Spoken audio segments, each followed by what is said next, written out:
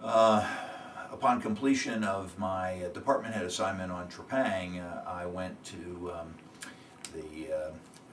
to executive officer school, and that was a school that you had to go to before you became the second in command of a submarine. And at that particular point, I had not had service on a strategic ballistic missile submarine, so subsequent to my completion of executive officer training, I reported aboard the USS Lafayette, SSBN 616, the Gold Crew, as the executive officer. So the SSBN force in our submarine world was made up of two crews, a blue and a gold crew, and the crews shifted on a 75-day basis so that you could continue to get more time at sea from the submarine platform.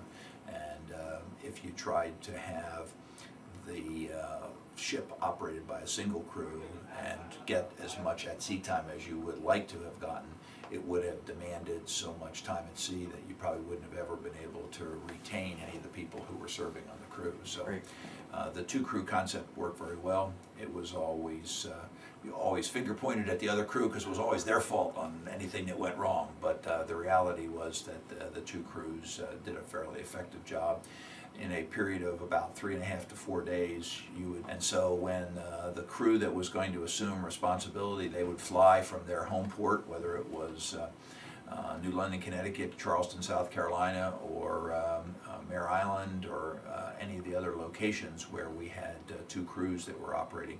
And then you would fly to our overseas bases. At that time, it was Holy Lock and Rota, Spain, and Guam.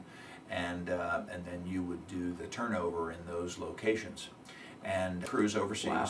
And then you would conduct the crew turnover, and then you would do a 30-day maintenance period on the submarine before you went to sea with the new crew to do the next patrol for that particular ship.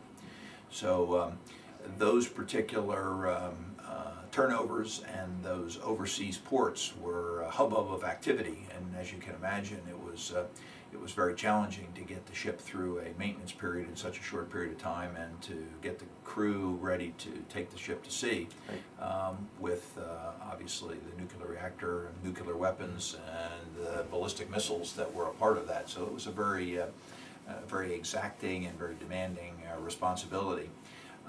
So I did one maintenance period in Holy Loch, Scotland, and the second maintenance period I actually did in Kings Bay, Georgia, before Kings Bay was actually a fully operational strategic base. Okay. And it was quite a challenging experience to go through both of those refit operations on Lafayette, and then we would take the ship to sea for somewhere around a 75-day patrol period, and during that patrol our responsibility was to maintain constant communications with the National Command Authority, so that in fact if there was ever a necessity to launch a nuclear weapon, we were always ready to respond to that tasking should it occur. And the missiles always had to be in a readiness configuration where you could launch them within minutes of the time that that order would be received.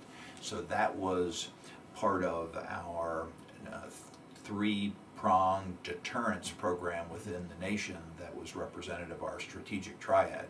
And that was made up of the submarine force, which was one leg, the Air Forces maintained shore-based ICBM force, and then finally the Air Forces maintained bomber force.